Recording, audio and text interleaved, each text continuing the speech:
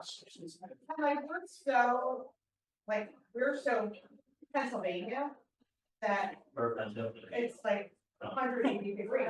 A lot of people in It's like- similar boats. Confidence level, I got realized that's what the person doing it. That's when people want is in here.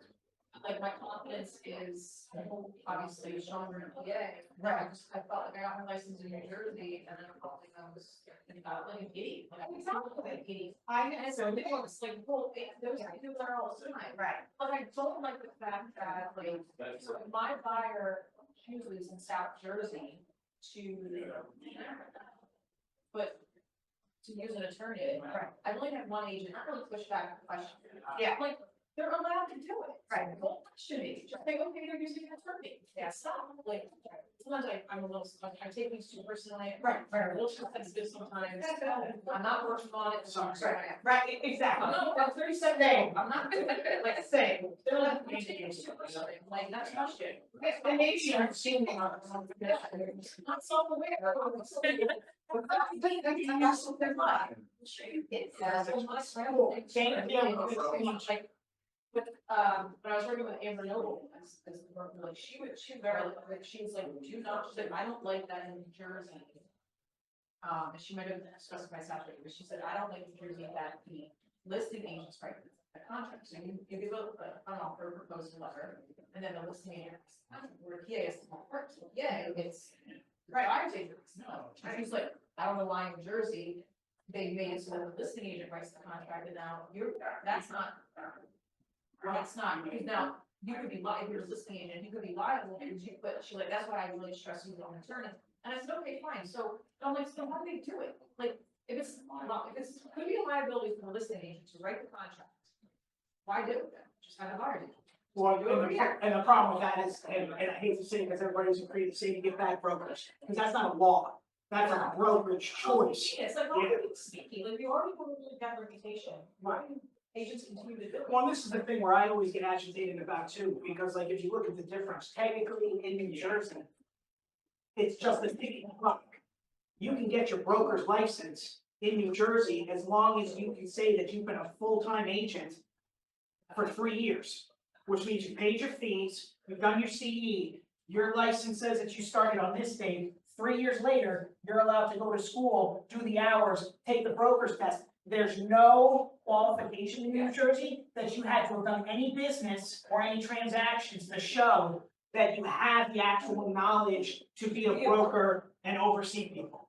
Like, so it's just a tick, and you have people who technically full-time, you could be a dual agent in multiple careers, but you've had your full-time license because you're not a referral. So you can say you've done that 3-year span, you haven't done any other hours, they fill out a form, you can go to their school, get a broker's test and legally be allowed to oversee agents and run an office, but you've never done a transaction. And make rules, and you've never done a transaction in your life. Like, But don't, it's ridiculous. so I was even gonna ask where you said, like, okay, so let's say there's not an attorney involved, and you're in the attorney review period.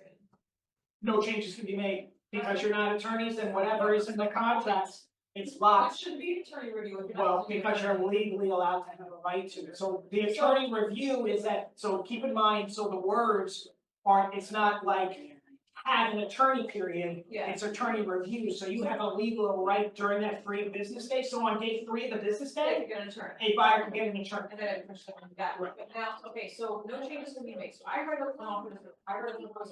Right. Letter. I give it to the listing agent. Listing agent, at that point, they yay or nay certain things on that. Okay. We reach an agreement, they write up the list of things. There's no attorney involved. I get the contract, but let's say I don't want it to say that $500, $200 from that, whatever. It's like 5%. Can't change that, right? So you can't change the 1.5%, you can put a different number in the blank, but that's part of the negotiation period. Also, keep in mind though, But not during the 3-day term. right, not during the 3-day term. Well, the proposal letter, that's. So this is, this, option. so this is the other thing too, keep in mind, offer proposal letters, not legal. Yeah, it's not, I get it, it's not, and I get everything to be negotiated on that, but there's nowhere on there where it says. But this is why, so best practice, don't ever use an offer proposal letter, So how do I? full contract. So I have to write I should send it. full You as the contract. buyer's agent, like that's, or like if you have an admin, you should be writing up a full 14-page contract of sale, filling in every blank to the best of what protects your You know what buyer, some- and you know that's what what I've you're come keeping. across? Recently, as one of my buyers, I've come across, I don't know if you've seen it, where they're putting in the agent remarks to not email. They're saying that they want, it to be submitted through that link, where it's like, it's almost like a Google Doc, where you just put in. So keep in mind that with agent notes, so keep in mind, you can, I'm speaking as a broker, so obviously your broker always supersede whatever I say. Yeah, But your fiduciary responsibility is to your buyer. If it's in your buyer's best interest to have a full contract of sale sent, and a listing agent cannot deny that, and once they receive a full contract in writing, their legal responsibility is to present it to the seller within 24 hours of receipt. So Google links and agent notes can be put all day long, yeah. but you want to supersede it and send a contract, they have no right.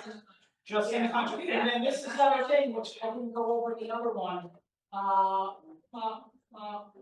this is one of my favorite forms that New Jersey realtors have, owner's confirmation of receipt of written offer, you add this to every contract you have. That either the listing agent or the seller, one or the other, you put in all the information, they have to sign off when they reviewed it, so if any games are being played, you have this form that like you can come back and say, hey, you signed off, you saw this, so a seller can't come back afterwards and say they did it. A listing agent cannot say, hey, you didn't put it in the Google Drive link. So this is form New Jersey Realtors Owner's Confirmation of Receipt of Written Form. Unfortunately, the other thing too in New Jersey, we really don't have, so it's form number 117. So when you go to zip forms, you're looking for form 117. And this says that it's been presented within the time frame that it's supposed to be presented in, and the seller has reviewed it. So I understand, like, especially with multi-bids, you have links, call this number, all that kind of stuff. I have. And then some of them even said, I wish I screenshotted, they were like, offer sent to, like, the email address, or like, might not be reviewed, and I'm like, so they're basically saying, like, we're not gonna look at it unless it's this link, unless you Right. put it through this link. Legally, we're not they looking can't. at it. That's not their right to do. So legally within the state of New Jersey, even if the seller says that they wanted to go to the link, the paperwork legally needs to be reviewed. If a full contract is right, but this is the thing, that's the loophole. It has to be a full contract of sale. And an offer proposal does not have to be reviewed.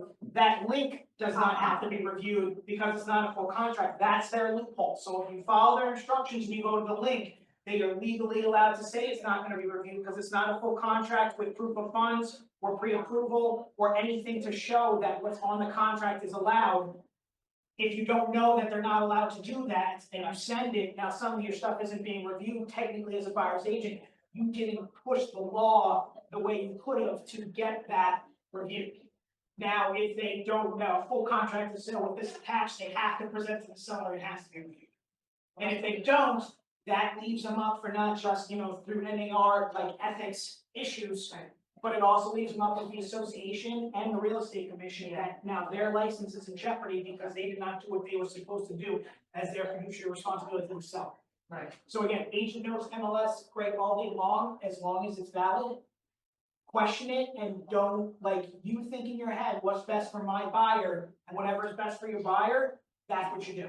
Don't worry about the listing agent, don't worry about it, because at the end of the day, they're not your friend.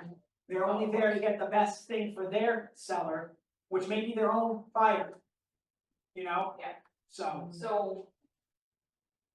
I should just default to how I would submit an offer in Pennsylvania. Yes. Yeah. yeah, full And contract. that. And I have this one all the time. It Yeah, doesn't hurt not to, right. because they just gotta sign off. And then again, your paper trail confirming receipt, like confirm that you received this email with everything attached, all that kind of stuff. And again, keep in mind, your brokers are there and paid to protect you. So if you feel like somebody's playing a game, whatever you send, copy your broker. Make sure that that paper trail is there, that if they have to get involved, it can show the timestamp. No, my agent sent this to you 3 days ago. You were supposed to present it. Now, the hiccup sometimes is though they're supposed to present it within 24 hours. There's nothing in New Jersey like in PA that they have to respond by a certain time. So like PA, you could add that into the additional provision section. In the regular contract of sale, you could come up here and you could add in that buyers want a response by this date, or contract is only valid until this date. You can still try to play that same game, keeping in mind, it's a double-edged sword, that if that date hits and you put in here that this is no longer valid and they wanna wait you out, because another offer comes in, you can't hold them. But you could try to force a response if you wanted to, using the additional provisions section.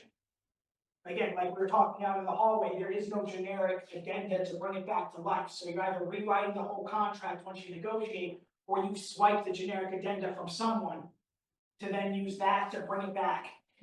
Like this one fish my kids had, we got it from the fair, every time I put this fish in the toilet, because I thought it was dead and it was floating, it started swimming again. This fish came back like 7 times, I had to fish it out of the toilet. Same type of deal. So use the additional provision section. The other thing too is you see all these lines here, if you type too much, zip forms is set to give you another page. So it'll extend it, so you, even though it looks like tiny here, it'll move the font, it'll extend it, so you can add as much as you want to in there, okay? So yeah, use that other form, those are good. So we're gonna go over briefly too in this one. So again, the exclusive buyer's agency agreement for New Jersey. This is what you wanna have filled out before showing. So, yes, All of New Jersey. all of New Jersey. Now, this is the thing though, now keep in mind, so this is the generic form Huh? that's created for all of New Jersey.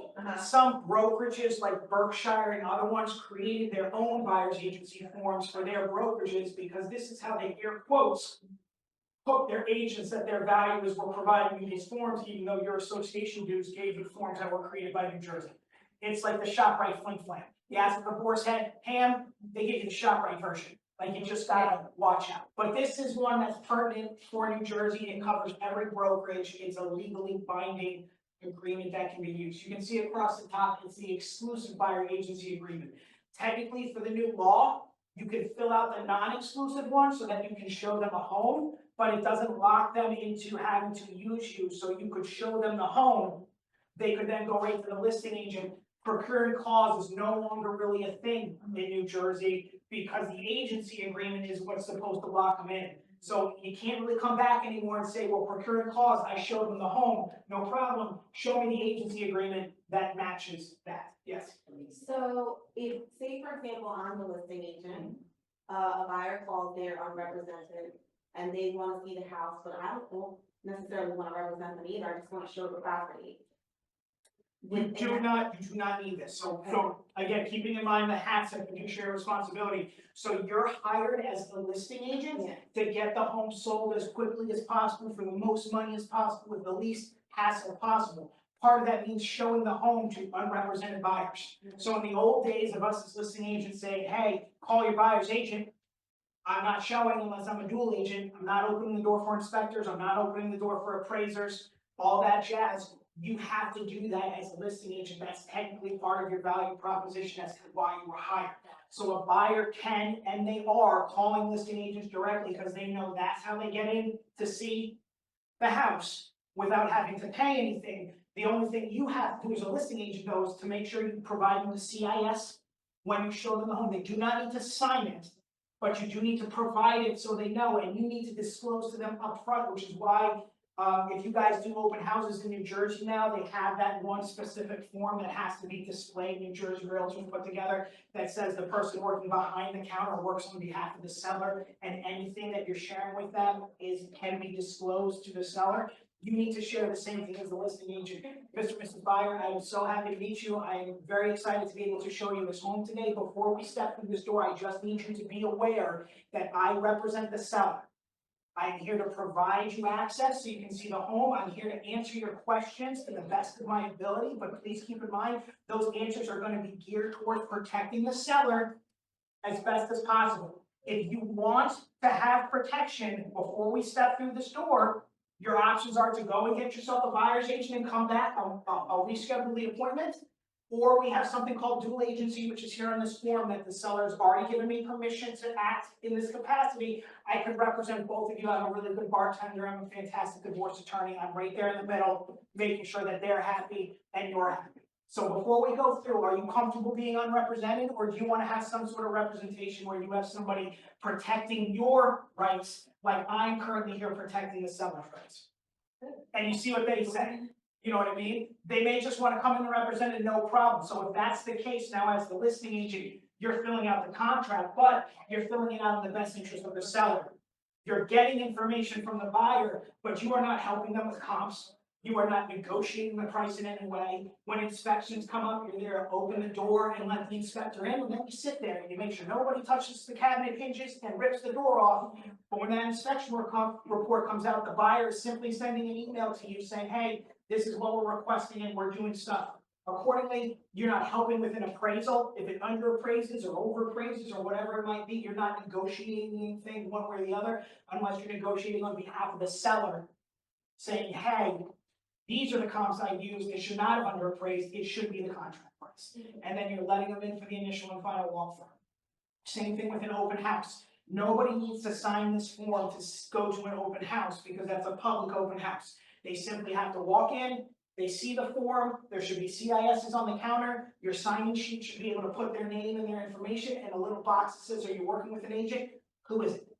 And they're supposed to disclose if they're working with an agent or not, who's gonna come back to you afterwards. So buyers are becoming more savvy to see how to get into homes without needing an agent.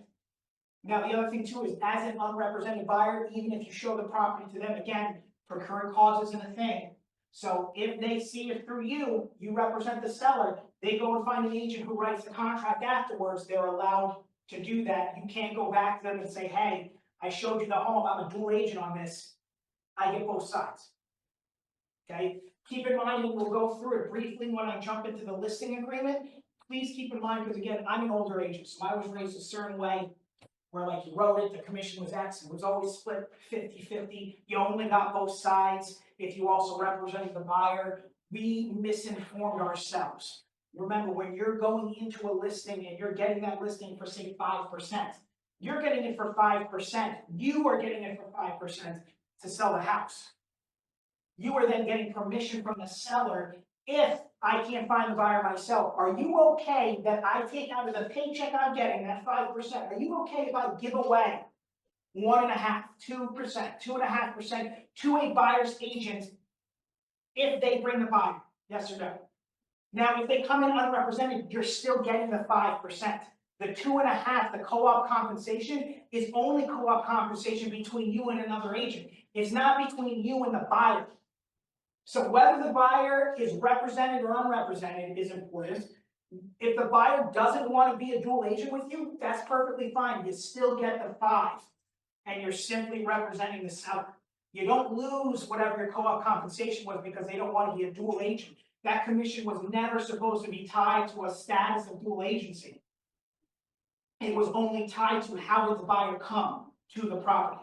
So if they walk through calling you, if they walk through on an open house, if they're running, trying to get their steps in and they trip and they fall on the grass and roll into the house, still coming to you. You did the marketing, you brought it in. So remember that when you're negotiating stuff. Don't give it up or automatically assume because co-op compensation is going away, the sellers are saving 2.5% or 2% because there's no buyer's agent. Has nothing to do with it. You're paying, your broker is paying the buyer's agent, not the seller. The seller is paying you and you're giving up a portion. Now, you may have a listing where sellers are getting more savvy. Maybe they're only going to do the whole thing for 3% and you're giving up no co-op compensation. Now, the conversation you need to have with the seller is, listen, let's say it differently. I'm doing this for 2%. No co-op compensation. I'm doing it for 2%. Buyer's agent's responsibility is to get paid by the buyer. Now, if the buyer comes to you directly, you've got to negotiate with the seller on your listing agreement. Are you going to pay the extra to cover that buyer? There's a line for that now on the new listing agreement that New Jersey has. Are you going to pay me an additional 1% because of all the additional paperwork I'm going to have to do to handle this buyer? Or is your value proposition that I'm the agent for 3%, whether there's a buyer's agent or not, I'm doing everything for 3%? Because you in your head are thinking, if I take care of this buyer for a total of 3% off the seller side, I'm not charging the buyer anything like another agent would. This is now this buyer is now tomorrow's seller. I'm gonna stay in contact with them, they're gonna go into my smart plans and my drip campaign. I didn't charge them anything, but 5 to 7 years down the road now, statistically, when people were moving, is this the person that's gonna become my seller, and now I'm gonna charge them 3%? And they're gonna remember how I treated them as the buyer, and I saved the money or got them the house because they didn't have the extra cost. So think about that when you guys are coming up with your value propositions. I say this to my agents, and this all depends on your guys' listing agreements and what you wanna do. You can have a tiered commission. You can have your bronze package at 3, your silver package at 4, your gold package at 5, your platinum package at 6. That can be part of your listing presentation. This is what you get here, here, here, and here. Have it equal your value proposition, and then have the conversation about co-op compensation. Remembering commission is fully negotiable. There is no law that you have to give up 50% of your co-op compensation to another agent. There is also no law that you have to give up a percentage. You could be doing 3% total commission, and your co-op compensation could be $1,000. Percentages and flat rates, fine. Combination of 2, fine. Okay, the only thing, and you guys have probably seen it on the MLS, the only thing you do have to be aware of, if you're charging any sort of a fee, like that old MLS fee, if the real estate commission audits you, you have to show that that money you're collecting as a fee, what it's going to directly for that property. So you can't buy 15 signs at the beginning of the year and spread it out across 15 listings. You gotta show you bought 1 sign for that listing. Now, you could charge a fee to the other side, or just charge a fee to like a seller for like an admin cost. I'm charging an additional $500 because I have an admin that's covering all this stuff, start to finish, soup to nuts. So you're paying me 3% plus $500 to cover the additional team member that I'm bringing in for this transaction and to sell your home. That's fine, because you can then audit back and show that this individual on my team worked on this contract, and this is the cost that I pay them for that. You just gotta make sure it's invoiced out that you're good to go if you're not getting reimbursed at the closing period. So again, buyer's agency, this is exclusive. Like I said earlier, the only reason I like exclusive is because you guys work hard as agents. Why are you gonna run around all creation for the possibility that as soon as you're done showing them 10, 15, 20 properties in 6 counties, they're gonna go onto Zillow, get the listing agent's contact information, call them directly, and say, hey, let's work a deal. Because the person I was running around with explained to me the whole thing, and I'm pretty sure if I work with you, I can get that seller a better deal. If they're locked into this, they're locked in for however much time you put here. Okay, so again, the buyers, whoever the buyers are, need to be on here, because technically that's who you're allowed to show. There are loopholes that if like the in-law show up for one showing, okay, real estate police aren't gonna pin you, they're not gonna pin you for kids, but technically, if you just have the husband on here, and the wife is the only one that shows up, you're really not allowed to show the wife the property because she's not on here. So you should be putting anybody who could potentially be purchasing the property. I like to match it up to who's on the mortgage most of the time, or if it's some sort of a union, whoever is on there should be on here. The brokerage firm is your brokerage. Licensee is you. You can see there's multiple lines. So keep in mind, this exclusive buyer agency agreement, though it is linked to the brokerage, it's linked to the brokerage and individual licensees as well. So if you have showing partners that work with you, you want to put everybody on here. So again, my name is Robert Nicholas Lopez. My dad's name is Robert Joseph Lopez. Every one of our buyer's agency agreements, it says Robert Joseph Lopez and Robert Nicholas Lopez. So if I get caught up, my dad can show these clients the property, or vice versa. Teams do not exist in New Jersey or PA as a legal entity. So you can't put the Lopez Real Estate Group as the licensee that's showing these buyers every property out there, because the Lopez Real Estate Group does not have a license. Okay, so if you have family teams, if you guys are working with people in general, if you're on a team, it should really be every potential person who has a license that could be showing these people this property should be on here. Now, things happen. You get sick, you go on vacation, your car broke down. I think every other day now, my car, some light pops up for some reason. Every time I take it to the dealership, the light's off. It's doing it on purpose. But if I break down the side of the road and something happens, the real estate commission is okay with small things. You just want to get it in an email that if you can't do it, that like I'll shoot an email out to the buyer just saying, hey, just wanted to let you know that this agent is going to be showing you these properties for properties for me today because I have an emergency, please confirm receipt. So they know who's showing, and we have a paper trail that if the real estate commission comes back and says what happened, this is the case. Okay? So that's one of them. Again, reiterates agency for the buyers. You want the buyer's legal name on here because this is a legally binding agreement with teeth. So if their name is Muhammad Ali, but they go by Sean Smith, Muhammad Ali should be their legal name that's on here. Sean Smith, you can call them all day, you can email them, but it can't be anything like that. Okay, it goes into where you're at. So this is the thing, if you leave this blank, it's all of New Jersey. You can put in municipalities. So some of them may have an exclusive buyer agency agreement with an agent who's only showing them Mercer and Middlesex. And they have a different one who's showing them Hunterdon and Somerset. So when you're having the conversation with the buyer, just make sure if they already signed this, who did they sign it with, what did they sign it for?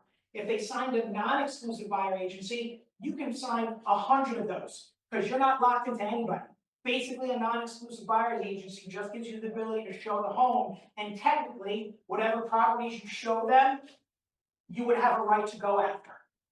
Exclusive means no matter what they do, if they go to an open house, if they try to go through another agent, whatever you show them, they're locked into paying you. Okay?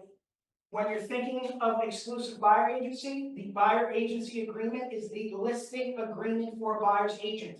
You would never put a sign in a lawn on a house you're trying to sell without a listing agreement. Do not take a buyer out without a buyer's agency agreement because it's your ROI, it's your time, it's your money. So same type of thing. The buyer's agency agreement or tenant agency agreement is the listing agreement for the buyer's agent or tenant's agent. It goes into buyer's agency itself. The other thing too, and I'm sorry to jump back up, if you want to, even though it says it here, and I have followed up with the real estate commission to make sure, let's say you're trying to build a rapport with an individual. Even though it says municipalities here, you can also put an address. So if you're meeting them for one house and you're trying to build that rapport, you could put one house here. Or you could say you could type here C additional down here, and we'll go back up. C number 17, you could type in that line C number 17. And on number 17 here, where it says additional terms and conditions to agreement optional, you could type in this buyer's agency is only for these properties.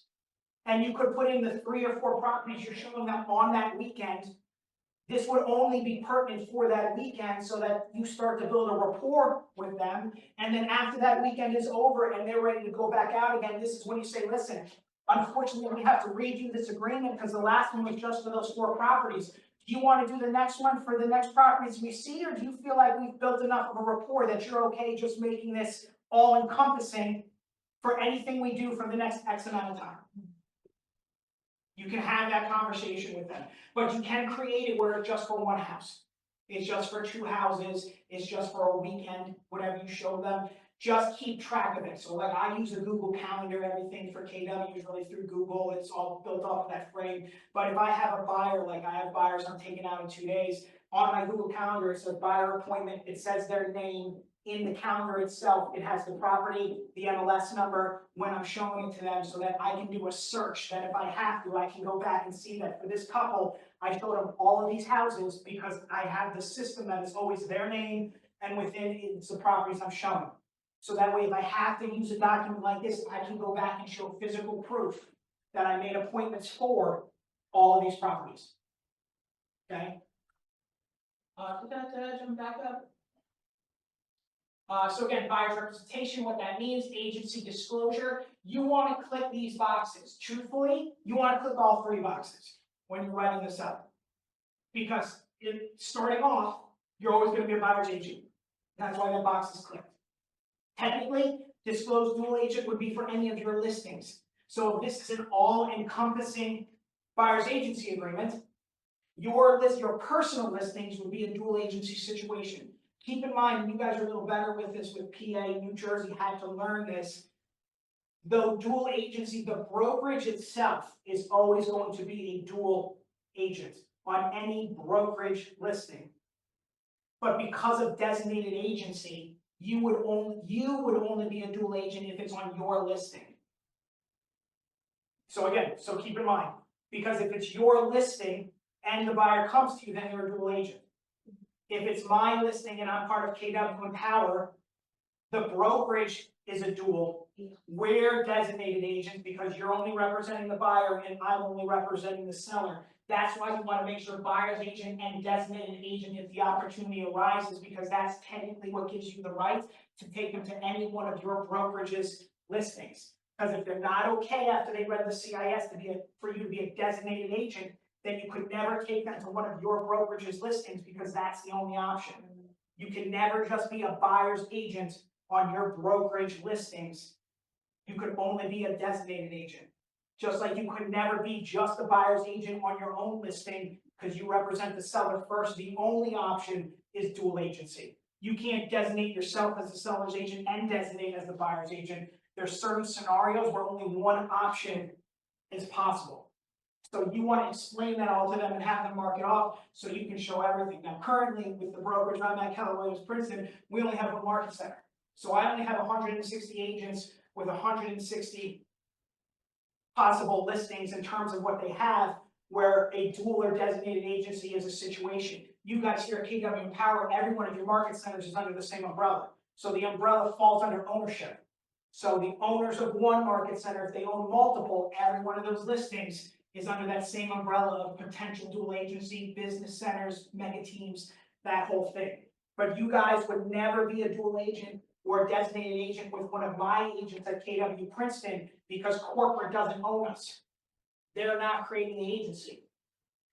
Brokerages like Berkshire and like New Jersey that are corporate owned, where the corporation owns every office, every one of their agents worldwide would be a dual agent for one of their listings. Every brokerage would be a dual agent or a designated agent because the corporation owns every office and oversees every brokerage. Okay? So that's just something to keep in mind. So then when you roll through, you pick the term. So this agreement shall begin on a date and expire when, a couple options. So you always want this to start on the day you need them. You could always retro it if you needed to, for some reason. Let's say you make a mistake, you show them the property, you're gonna get your wrist slapped, and you're retroing it to when you have the appointment. Don't do that, but that's possible. You would never want to make this for the future. So keep in mind, this document doesn't come into existence until the date that's placed on here, so it's not born until this date.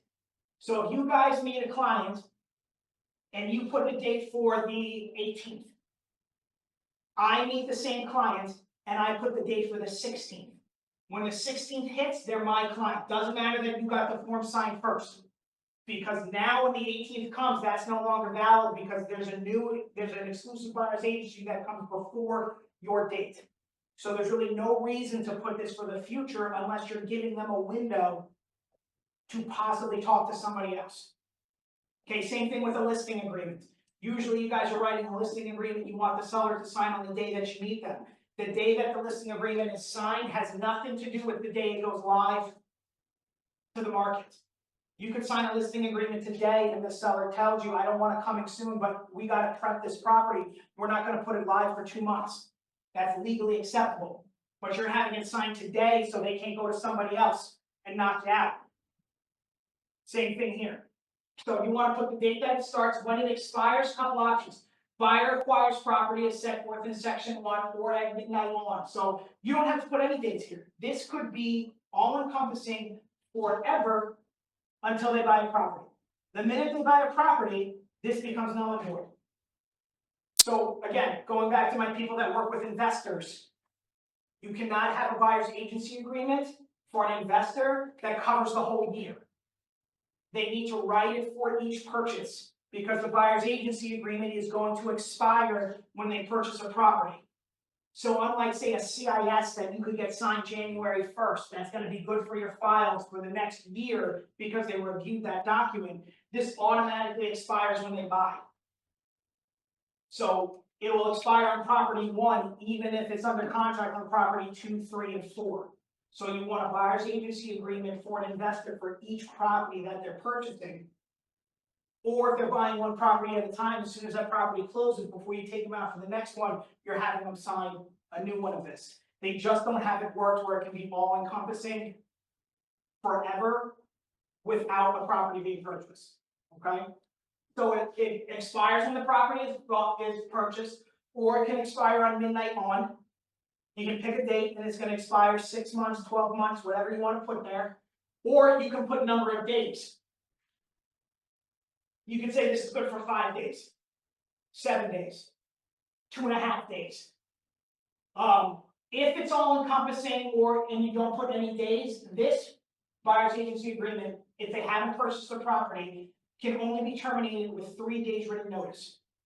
They have to put in writing that they want to terminate this agreement with you, and then after 3 days, it expires. Now, keep in mind, it says here, after broker or buyer receives a written termination notice from the other party, other than the protection period set forth, which we'll go over. So if you pick a bad client, or the client is abusing you and you no longer want to work with them, you can terminate this agreement on them with 3 days written notice, just like they can terminate it on you. So though they're signing this to be able to pay you and it's got teeth in it, does not mean you're stuck with them forever and a day, because they sounded really good here, but after the speed dating round, it turns out they're crazy. Okay, so same thing. I tell this to all my agents all the time, the commission is not worth abuse. You guys work hard enough as agents, you work hard enough in general. You have somebody who signs up and wants to be working with you, and then they just want to take advantage of you. Every minute you spend with them is money out of your pocket until they close the deal. And even then, it could have still been money out of your pocket if you don't look at your ROI, and it takes forever and a day to close something. So you're not locked into working with them if you don't want to be. You have the ability with this to give written notice as well. And then there's a protection period. So now we jump into the commission to broker. This is where we're telling them what we want them to do. You can take a retainer fee. You can mark no retainer fee, or you can put non-refundable. That's going to be up to you guys and up to your brokerage. Most of my agents don't take a retainer fee. They just do a non-refundable, and we have them negotiate a commission, because technically, like an earned money deposit, like an escrow deposit, if they agree to a retainer, it is supposed to be written at the time of signing. So if you put down a retainer of $1,000, like the old days, they're supposed to write you a check of $1,000 at the table, which used to go with the contract way back in the day. When we did everything in triplicate, we had our carbon copies. People had checkbooks. They used to write a check for $1,000. You sent that with it was crazy. You used to send that with the contract, and that was how you show that they were serious. So you can take a retainer if you want to, or you can just jump right into the commission. You can see here multiple boxes. Buyer agrees to pay to broker the following commission: a percentage of the purchase price, has a flat rate, and or other. You could do a combination. This is where you can put something too, say for a buyer, if you really are trying to capture somebody, you could say, listen, you're going to agree to 3% up front. My commitment to you is that I'm going to find you a property in the next 30 days. If I can't find you a property in the next 30 days that you get under contract on, then we're going to drop the commission you pay me down to 2% for days 31 to 60. After day 61, we're going to drop it down to 1%, because obviously you're going to have to pay extra money for the rental you're in, things like that. I don't want to take extra money out of your pocket. That could be part of your shtick, and you would put that under other. You could do the reverse. You could say, listen, we're going to put this for 2%. You can mark other. We're going to start at 2%. If I find you a property in the next 30 to 45 days, in the current market we're in, you agree to pay me 3%. Anything after day 45, we're going to stick to the 2. Whatever you put here, you need to keep in mind, per the law that's in place now, you can only get paid the max of whatever is on here without permission from your buyer. So whether there's co-op compensation or not, you can only get paid the max of what's on here. So for instance, if you mark here, if you check this box and you put 2% commission and the co-op compensation, and this is how this is written out for New Jersey, and the co-op compensation is 2.5%, you as the agent only get 2%. That 0.5% goes to the buyer as a closing cost credit. It does not go back to the listing agent, even though it came out of their pocket. It does not go back to the seller. It does not go to you. It goes to the buyer as a closing cost credit, unless they in writing agree that you can have the additional amount. And that would have to be an email for them to send it to you. So don't try to, and this is what I tell my agents, Don't try to capture a buyer by undercutting and putting 1%, because if you find a house that's at 3, you're making up that 2% difference. You're not. You're getting the 1 and they're walking away with the 2. The buyer's getting as a credit. The flip side though that they have to be aware of, and you need to be aware of as an agent, that difference, that closing cost credit, goes into the total number they're allowed to have in terms of closing cost credits that the mortgage company will allow. So if, say, they're getting a 1% credit from you because you only put 2 and the co-op compensation is 3, and you negotiated additional seller concession or credits for them, some of that commission may go back to the listing agent or the seller, because it can't go to the buyer, it can't go to you, and you can't write them a check outside of closing and do the parking lot, brown bag lunch money thing that used to happen. Also a thing that used to happen. It was crazy. It was crazy. And all this happened in New Jersey. That's why they have shows about this. So just be careful what you put here, or be okay. And I've had clients that I've gone to them. Same thing. We do it for 2%. It's 2.25%. I've gone to them and said, listen, per the agreement you signed, you were technically allowed to get this 0.25% as a closing cost credit. Would you agree with the amount of time we've spent together and everything I've provided to you, that it would be okay for me to have that additional 0.25% towards my commission to help me pay my bills and take care of my children? Right. Do you have an issue with that? Most people would say, no, we don't have an issue because you're guilting them into it. And they say, okay, they put it in writing, you get the 2.25%. You just want to be careful. Don't just put in the contract of sale, you're getting the full co-op. Because when the mortgage company asks if they do, or if somebody else, like the seller's attorney says, no problem, please send me your buyer's agency agreement to make sure that what you put in this contract for the co-op is correct, and they see 2, you're gonna get binged, and you're gonna lose that 0.25%. So better to do it up front than not. Also keep in mind, again, this is up to your guys' brokerage, but keep in mind, though you can't get more than what's on this page, you are allowed to get less. So you can go to the buyer and say, listen, we're gonna put 3% here because this is a rule. I already promised you how hard I'm gonna work for you. This is my value proposition. I've already given you the expectations in terms of what I'm gonna do in terms of responding on my phone, how often I'm gonna be able to show you properties, what I'm gonna do, X, Y, and Z. Would you not agree that 3% is okay? Yes or no? You can then tell them if you want to, and that's where you can put the other, though you're agreeing to 3%, you could put an other, I'm willing to accept as low as 2% if that's the co-op compensation company.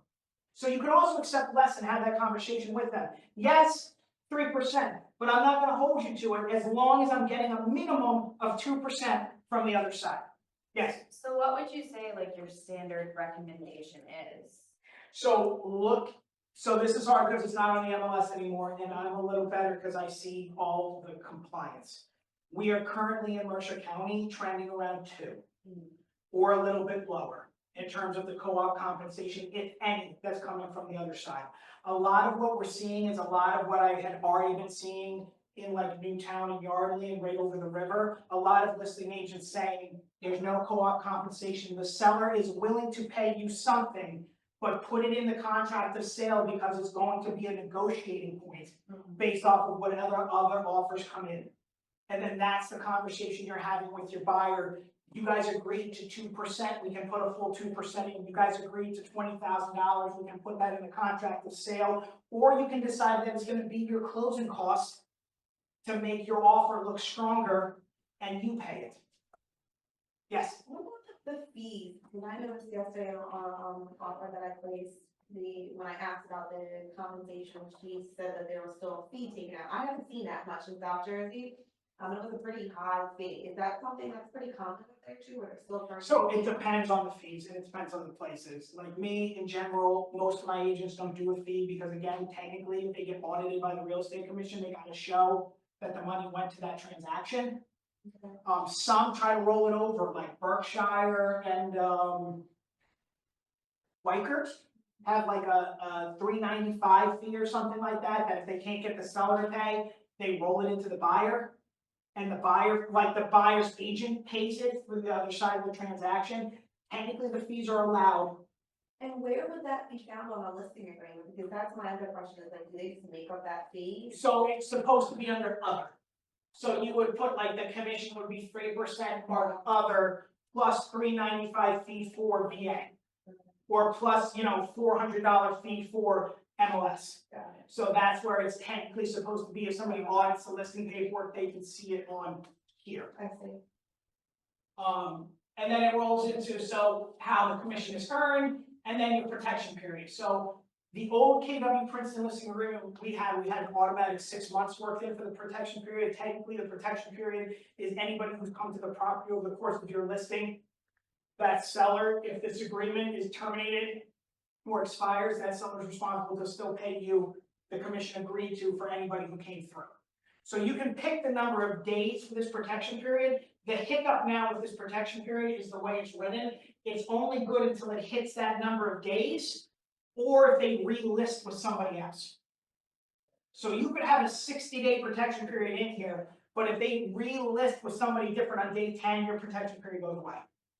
Because now they're listed with a new brokerage. So it's kind of up to you what you want to do with the protection period. That's for a listing. For these guys, the same thing for the buyer.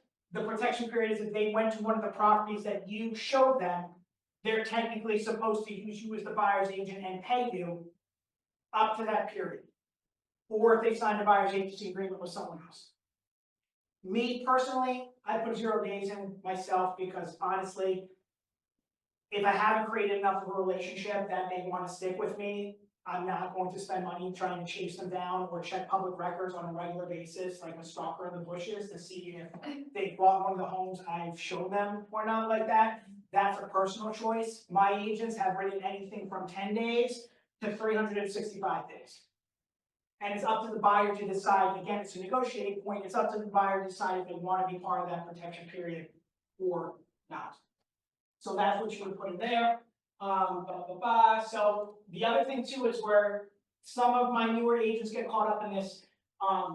So any co-op compensation always counts as a credit against what is on this agreement.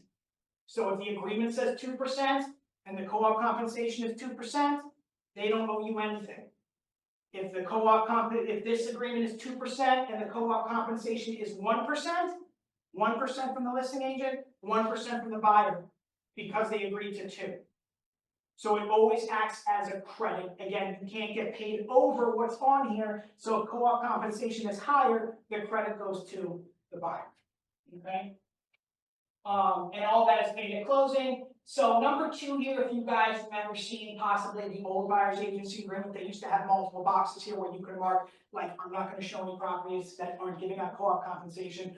100% discrimination, 100% steering, redlining, blockbusting, everything across the board. Technically, you're supposed to show a buyer any property that they can afford. Does not matter if there's co-op compensation or not. That's why you have the buyer's agency agreement. You, as an agent, should not be calling first to find out if there's co-op compensation before you make the appointment. Now, once you make the appointment, if you have a savvy listing agent, they're probably sending you a text message or an email saying, hey, thanks so much for making the appointment. Please don't forget to take your shoes off, turn off the lights, watch out for the trained squirrel. If you are ready to make an offer, my co-op compensation is X. And here's the seller's disclosure, it's on bright, so that they're not getting 5,500 calls from every agent that's interested. What's your co-op compensation after they've shown the property? I've had agents come to me and go, well, why, what if I want to write contracts and all this stuff? What, I'm showing 15 properties. I'm supposed to call 15 people to find out co-op compensation? No, because it's very likely that your client is going to want to put offers in on 15 properties, if any of them.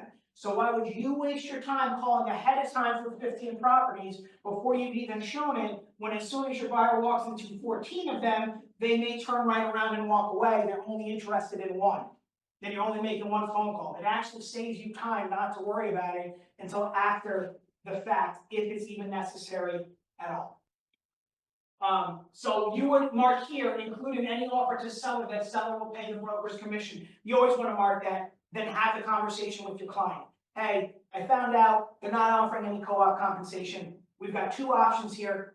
Either I can put it in the 2% that you agreed to pay me into the contract, so it's going to come out of the seller's proceeds, which is going to net them less and could possibly make your offer look weaker compared to others, or per the buyer's agency agreement, you agree, because we know you have the liquid assets, that you're going to pay me the 2% as an additional closing cost. The seller nets more, makes you look stronger.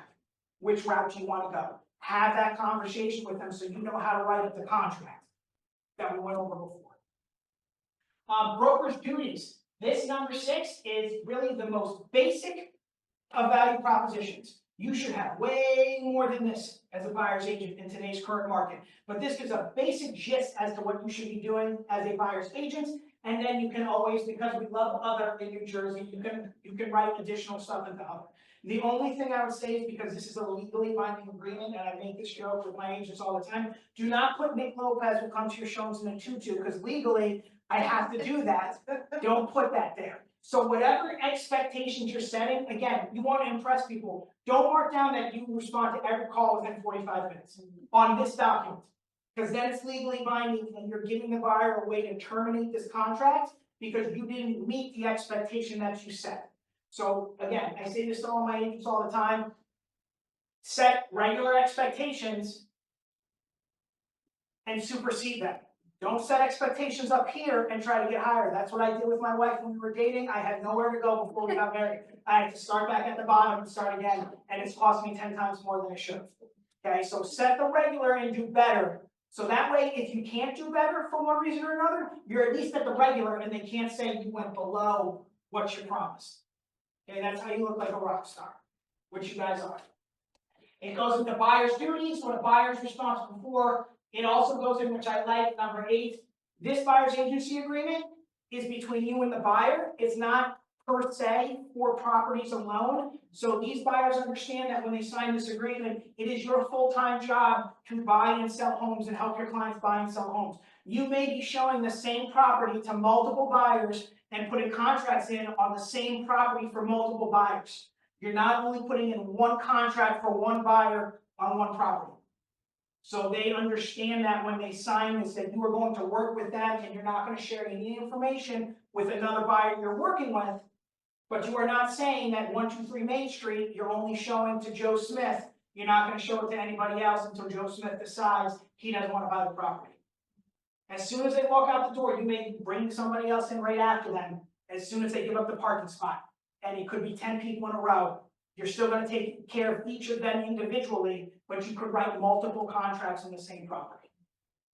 It goes into dual agency and designated agency, and it talks about the informed consent forms I was talking about in the other class, that if this is a situation, they would then sign the informed consent to dual agency or the informed consent to designated agency forms.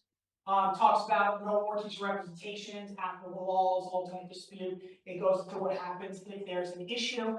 Talks about the CIS and termination, how people are able to terminate. And then number 16, I love, that's the lien. This is what gives us the ability to hit them, the buyer, with the lien if they try to go behind our back to the listing agent or something like that, or another buyer's agent after they signed it with us. Not only can we go after them for this lien, but we can charge them 10% and attorney fees.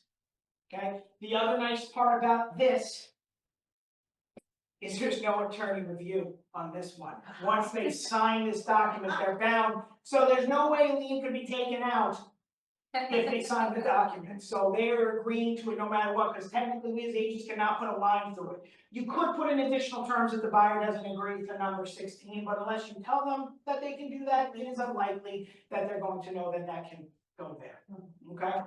Additional terms, you can put whatever else you want in here, and then again, people initial, they sign, the whole agreement is totally binding. The only difference between the exclusive buyer agency and the exclusive tenant agency is the way, obviously it says tenant instead of buyer, is the way the commission is written. You have the ability here, not just for the retainer fee, but see under here, the number 2, it says blank % of the blank. Because how rentals usually work, that's where you could put 50% of the first month's rent. You could also put, like a commercial deal, 50% of the annual rent. And they owe you a commission of whatever the annual rent is, 50% of that. You can write whatever you want here. You could also write a flat amount or other. The only thing with rentals, I usually say be careful of in terms of the flat amount, is because what they might be looking at fluctuates. You don't wanna put here that they're gonna pay you $2,000 or flat rate, they can't find anything in the $2,000 mark, they now get a new job that's paying them more, and they're bumped up to $5,000 a month that they can afford. And you're only getting 2,000 when you could have maybe gotten the full month or half a month or anything along that lines. Again, same thing for a rental, for a lease, for a landlord. Whatever the co-op compensation coming from the landlord's agent is, acts as a credit against this. And again, you can only get paid the max amount of what's on this document. Okay? Again, no law in terms of commission, everything is negotiable, everything is out there, it is truly the Wild West. You could get 3 goats and a root beer as your commission, no idea. It could be those curly Highland cows being given out to everybody if you close a deal. So whatever you want to put here, you can within reason. So again, though the commissions themselves, though it's always negotiable, it's supposed to be within reason. So you are not supposed to be putting a 50% commission on a resale of a $300,000 home. Like, it's gotta be doable. So like on a $1 million home, you wouldn't put a commission of $200,000. Like, that's not doable if somebody were to look at the document. So it's gotta be within feasible range for somebody to be able to accomplish, okay? Now, a $100 million home, 100% put a $100,000 commission. Just, it's gotta be within range of what's out there. So that's it for those two. And then look at this real quick. So this just came out.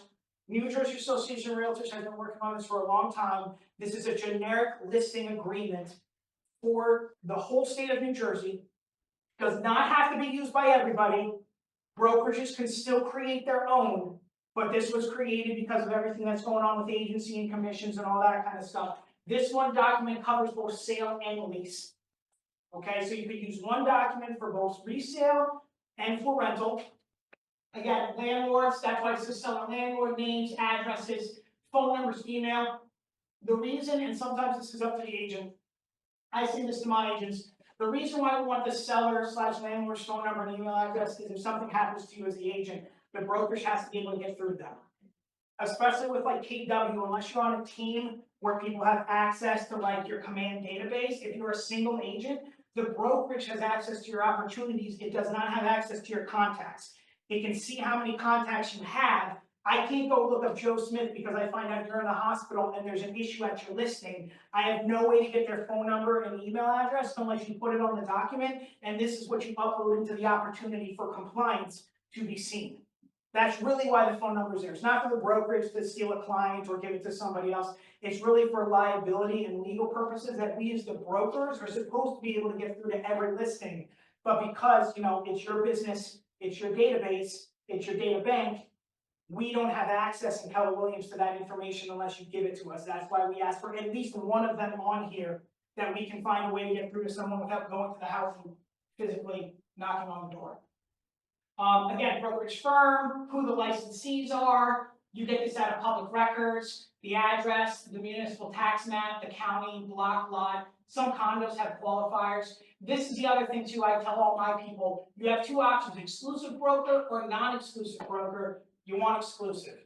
If you take a listing agreement as a non-exclusive broker, that means that they can write listing agreements with multiple brokerages and everybody can be trying to sell that house at the same time.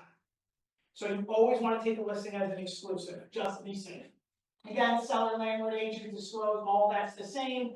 Terms are pretty much the same. It starts on a date and it expires on another. What I like about this one is right here, you can write up multiple options. You can put a sale, a lease, and additional terms. So for example, if I'm trying to sell an investment property, I could put that the landlord wants me to try to sell this home for $300,000. If I can't sell it for $300,000, I want to lease it out for $3,000 a month. And under additional terms, I would put landlord/seller agrees that we will try to sell it for the first 30 days. After day 30, on day 31, we will try to lease the property as well. So instead of doing multiple listing agreements and now suddenly you can't sell it for the price, now you gotta lease it, you take care of everything up front so that you're covered, that you don't have that paper trail backlog of trying to get that paperwork done to be able to now go into the MLS and repost it as a rental. Or you could be doing both at the same time. I've had landlords list and sell at the same time that they put it there. Again, everything else is the same, multiple listing service, additional authorizations, the commission to the buyer, exclusive, you're gonna put the commission amount, this is where I was talking about before. So, exclusive agreement, this is where you put the commission on line 100, right? Number 3, regardless if this is an exclusive or non-exclusive agreement, if seller landlord does not authorize broker to share commissions with cooperating sub-agents, buyers agents, and or transaction brokers within this agreement, so if it's a no co-op, and the buyer is not represented by or working with a sub-agent, seller landlord shall pay broker a total commission of X. So if you're agreeing to a total of 5, you would put 5 again on this line. If that's the total they're willing to pay, because no matter if the buyer's represented or not, you're getting 5. Now, let's say you agree to 2, and you get them to agree that if the buyer comes to you directly, they're gonna pay you an additional 1%, you would put 3 on this line. So if there's no sub-agent, if there's no co-op, if there's no representation on the buyer's side, they're paying you a total of 3. It's 2. If it's just you, it's 3 if you're also handling the buyer. Okay, same thing with the lease, you would work it the same way, and then you roll down here. If it's a lease number C, purchased by tenant, negotiate if there's a commission, if the tenant's going to buy the property from the landlord, you're negotiating a commission up front now, that whenever that occurs, they're paying you for, or whatever it is. Commission payable by seller landlord, this is the protection period I was talking about, concessions. So the concessions, you only want to put concessions here if they're gonna be legally bound to it. If they're thinking they're gonna give a home warranty, if they get a full price offer, don't put it here unless they actually wanna do that. That's something you guys can discuss as the transaction goes on. You would really only put something here if they know, say the carpets are shot and they 100% are giving a $2,000 credit towards new carpets, you would put that here and then it's bound, okay? And then if there is a commission to cooperating broker, this is where you put the split. So on this listing, the broker's offering a commission split of say 1% minus a fee to potential cooperating firms. So if there's no fee, you would put 0 here. And then same thing, you work your way down, you put it, you mark yes, whatever the pertinent option is, and the commission amount goes there. Consent to disclose, you're gonna wanna disclose it, so always yes, and then again, it goes through seller landlord duties. Everything is basically the same as the buyer's agency, it goes into the CIS. The only 2 big things you guys wanna be aware of, and this is more for you guys, so seller's disclosures are mandatory by law for a resale. They are not mandatory for a rental. The only document mandatory for the rental is the landlord flood risk form. That is this one. This New Jersey Realtor Landlord's Notice to Tenant regarding flood risk. You get all this information out of Bright MLS. It is form, it's just the flood risk form. This is the only form that's mandatory for a lease. Seller's disclosure is not, because most of the time the landlord has never lived there. For a listing, For a not for a listing. lease. Okay. Right, so, but as the tenant, like if you guys are filling out, like you have a tenant that's accepted, this should be signed off and reviewed before they do the lease. Or as part of the lease, this should be attached and filled out. So either way, whether it's like a seller's disclosure reviewed for a resale, this should be reviewed for a rental by the tenant, just showing if it's in a flood risk or not, because if they get rental insurance, if it's in a flood zone, they're still gonna need higher insurance. So that's that one, inclusions, exclusions, anything going in, anything going out, same old. Here it's just letting us know, they're supposed to let you know if you have a bank-owned situation, third party, short sale, all that kind of stuff. Then it goes into, they're supposed to let you know about any liens, the laws, termination, all of it the same, and then just additional terms, and the whole thing is a legally binding agreement. And how new is this for? January of 2025. Okay. Yeah, so this just came out in January, they've been working on it for years. Now, if you go, so when you guys go into zip forms and you pull up this one, the residential listing agreement, it not only has this, it also has attached to it a waiver of broker cooperation if they don't want to put it out there for any of the brokers to see. It has its own lockbox authorization form that you can use. All of these are separate as well, but if you click this one form, they're packaged together. It gives you another copy of the CIS if you haven't sent that out separately for New Jersey. and then it rolls into the Attorney General memorandum, which has to now be signed off on. This is still the newest one from 2021. It has to be signed by the listing agent and by the seller / landlord. Most of it is geared towards Section 8 and like, social emotional pets and service animals, all that kind of stuff. But because that one pager nobody attached or paid attention to, now it's like 5 pages of bigger print that everybody has to read.